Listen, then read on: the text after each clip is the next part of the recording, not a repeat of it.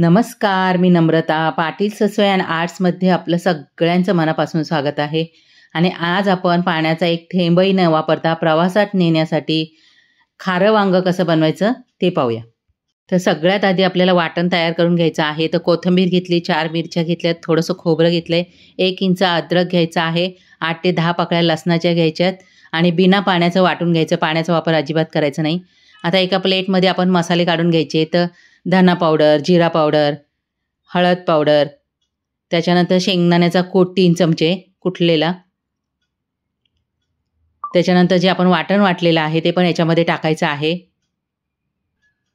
चांगलं पुसून घ्या. पाण्याचा वापर अजिबात करायचा नाही, नाहीतर भांडं धुवून टाकलं आहे असं करू नका. चवीनुसार याच्यामध्ये मीठ टाकायचं आहे आणि अगदी छानपैकी हा मसाला आपल्याला एकजीव करून घ्यायचा आहे. वांग्यामध्ये मसाला भरायच्या आधी मीठ पण चेक करा आणि मिरची आपल्या आवडीप्रमाणे टाका.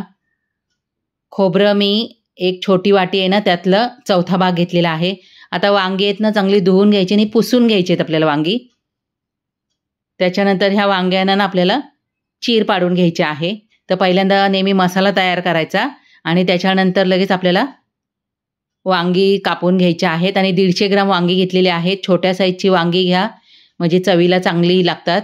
आणि हिरवी जर मिळाली तर मग आणखीनच उत्तम, ती तर आणखीन छान लागतात. आणि चेक करायचं आहे याच्यामध्ये किडे वगैरे आहे की नाही ते.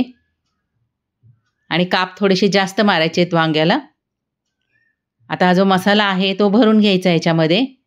तर अगदी 5 वांग्याचाच मसाला मी बरोबर तयार केलेला आहे. चांगला असा दाबून दाबून भरायचा आणि थोडंसं हाताने पण असं दाबून घ्यायचं आहे ह्या पद्धतीने, म्हणजे तो मसाला आहे ना तो बाहेर येणार नाही. ज्यांना अजिबात जेवण बनवायला जमत नाही किंवा मेजरमेंट कळत नाही त्यांनी हे दाखवलं आहे ना त्याप्रमाणे मेजरमेंट घ्या. फक्त मिरची आपल्या आवडीप्रमाणे टाका, कारण कमी जास्त तिखट मिरची असते. तर मी मिरची घेतली आहे ना ती मीडियम तिखट आहे. आता तेल गरम करून घ्यायचं आहे. त्याच्यामध्ये जिरं, कढीपत्ता आणि हिंग टाकायचं आहे. आणि लोखंडाच्या कढईत किंवा लोखंडाच्या तव्यात हे वांगं बनवा, म्हणजे एकदम टेस्टी बनेल. आता जी वांगी आपण भरली त्याच्यामध्ये ठेवून घ्यायचे आहेत. आणि तेल पण खूप जास्त लागत नाही आहे. अगदी एवढ्याच तेलामध्ये मी ही वांगी चांगली भाजून घेतलेली आहेत. गॅसची फ्लेम लो ठेवायची. आता स्टीलचं झाकण ठेवायचं आहे, काचेचं झाकण अजिबात ठेवायचं नाही आहे. आणि 5 मिनिटानंतर आपल्याला ही पलटी करायची आहे. तसं आपल्याला 2-2, 3-3 मिनटं झाकण ठेवायचं आहे आणि पलटी करून घ्यायच्या आहेत. सगळ्या बाजूने व्यवस्थित वांगं भाजलं पाहिजे. गॅसची फ्लेम लोच ठेवायची आहे. 20 मिनटं लागतात वांगं बनण्यासाठी. आता परत झाकण ठेवायचं आहे.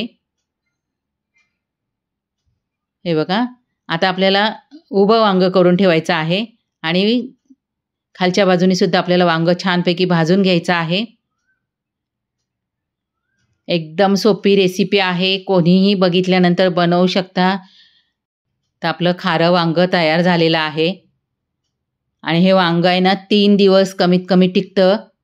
तर प्रवासाला न्या, डब्यासाठी बनवा, आदल्या दिवशी बनवलं तरी पण चालेल डब्यासाठी, म्हणजे आणखीन टेस्टी बनतं. तर जर असं खारं वांगं बनवलं नसेल तर बनवून बघा.